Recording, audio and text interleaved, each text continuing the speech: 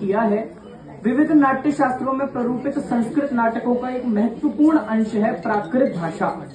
प्रायः सभी नाट्य शास्त्री जैसे भरत मुनि, साहित्य दर्पण में विश्वनाथ, वे सभी नाटकों में आधे से अधिक पात्रों के द्वारा प्राकृत भाषा बोलने का विधान करते हैं। इसी नाट्य शास्त्रीय नियम का अनुपालन कालिदास ने अपने नाटकों की जीवंतता को बनाए रखने के लिए किया है। उन्होंने अपने नाटकों में सभी स्त्री पात्रों एवं अन्य विभिन्न जाति के पुरुष पात्रों के संवादों की रचना प्राकृत भाषा में की है।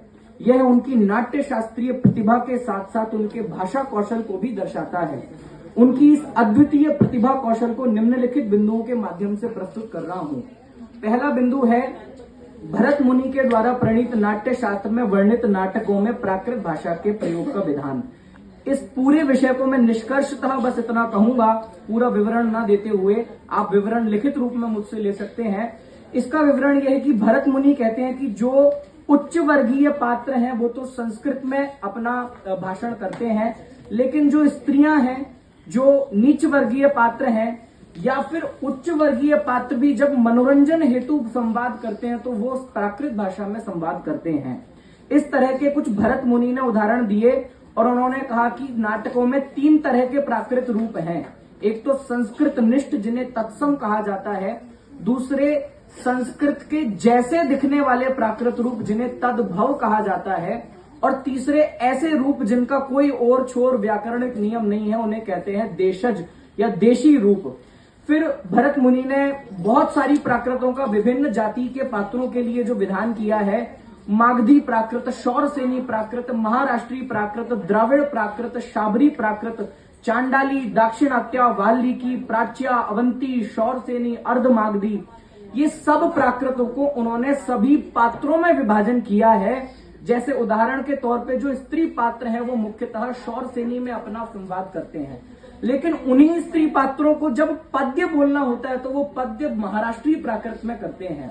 इसकी वैज्ञानिकता मैं अगले बिंदु में बताऊंगा। फिर हम कालिदास के नाटकों में इन भरत मुनि द्वारा प्रणीत नाट्य शास्त्रीय नियमों का अनुपालन देखें तो अभिज्ञान शाकुंतल में आप देखेंगे पुरुष पात्रों में विदूषक है।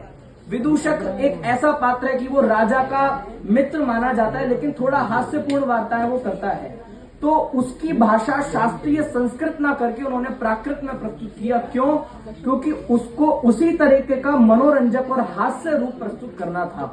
फिर सर्वदमन, सूत, कंचुकी, सूचक, जितने सेनापति, सैनिक, ये सब की सब प्राकृत भाषा बोलते हैं। और स्त्री पात्रों में तो मेरे को भेद करने की भी जरूरत नहीं है, जितने भी स्त्री पात्र हैं, यहाँ तक कि स्वयं नायिका शकुंतला भी प्राकृत भाषा में अपने संवाद करती है। इस आधार पे एक मान्यता के अनुसार शकुंतला का पुत्र भरत के नाम पर ही हमारे देश का नाम भारत पड़ा। तो मुझे बिल्कुल कहते संकोच नहीं होगा कि इस आधार पे हम प्राकृत भाषा को अपने देश की मातृभाषा कह सकते हैं। दूसरे नंबर पे कालिदास का दूसरा प्रसिद्ध नाटक विक्रमोर्वशीय है। इसको तो यदि हम संस्कृत नाटक की जगह प्राकृत नाटक भी कहें तो कोई अतिशयोक्ति नहीं होगी, क्योंकि इसमें 80% से अधिक संवाद प्राकृत भाषा में प्रस्तुत किए गए हैं। फिर इसके बाद तीसरे नंबर का जो नाटक है, और एक और खास बात, ये विक्रमोर्वशीय नाटक की खासियत यह है कि देश में सबसे पहले अपभ्रंश भाषा का प्रयोग, प्राचीनतम उद्धरण जहां प्राप्त होते हैं वो ये विक्रमोर्वशीय नाटक है। फिर तीसरे नंबर पे मालविकाग्निमित्रम, ये जो तीसरे नंबर का नाटक है, इसमें भी अनेकों पुरुष पात्र और स्त्री पात्र, सभी स्त्री पात्र, अनेकों पुरुष पात्र और सभी स्त्री पात्र प्राकृत भाषा का प्रयोग कर रहे हैं। इसमें एक और मुझे खासियत पता चली, आपको जो लोग थोड़ी बहुत प्राकृत जानते हो, प्राकृत भाषा में महाप्राणों का 2 स्वरों के मध्यवर्तीय महाप्राणों का प्रयोग नहीं होता। वो भ की जगह ह कर देते हैं, ख की जगह ह कर देते हैं, थ की जगह ह कर देते हैं। लेकिन यहाँ पे मैंने देखा जैसे उर्वशी का पात्र है तो उसकी अधिक संस्कृत निष्ठता और शास्त्रीयता दिखाने के लिए उन्होंने महाप्राण का प्राकृत में भी प्रयोग किया है। इससे उसकी प्रौढ़ता दिखाने के लिए उन्होंने इस तरीके की भाषा का प्रयोग किया। ये इसकी वैज्ञानिकता है।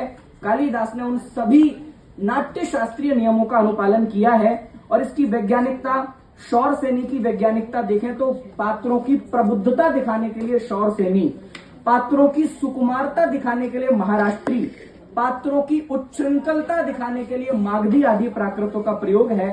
और कालिदास ने इन सब का बहुत अच्छे से अनुपालन किया है। और अंत में निष्कर्षतः मैं आपके सबके सामने, आप सब संस्कृत भाषा के पाठी हैं और मैं स्वयं संस्कृत और प्राकृत भाषा का विद्यार्थी हूं। आप सबके सामने इन तथ्यों के आधार पर कहना चाहता हूं कि प्राकृत भाषा एक ऐसी भाषा है, यह संस्कृत से भिन्न नहीं है, संस्कृत का ही अपरिष्कृत रूप है, संस्कृत का ही अपरिष्करण किया गया रूप है। और नाटकों में जो नाट्य शास्त्रियों ने और कालिदास आदि कवियों ने जो इसका प्रयोग किया है, ये अत्यंत वैज्ञानिक है। नहीं तो राजा और नौकर में भेद नहीं कर पाओगे। यदि राजा भी आज की डेट में देखा जाए तो यदि पढ़ा लिखा भी उतने शास्त्रीय भाषा बोले और बिना पढ़ा भी उतनी शास्त्रीय भाषा बोलेगा तो आप संवादों की भिन्नता नहीं बता पाओगे। तो इसलिए हमने आजकल ये प्रचलन चल गया है कि हम उन प्राकृत रूपों का छायाकरण संस्कृत आदि भाषाओं में कर रहे हैं, लेकिन कालिदास आदि कवियों की मनोवैज्ञानिकता को हमें बरकरार रखते हुए उन मूल रूपों को प्राकृत भाषा में ही विश्वविद्यालयों में पढ़ा जाए, पढ़ाया जाए, ऐसा यहां से मैं अपील करता हूं। आपने मुझे अवसर दिया, बहुत बहुत धन्यवाद।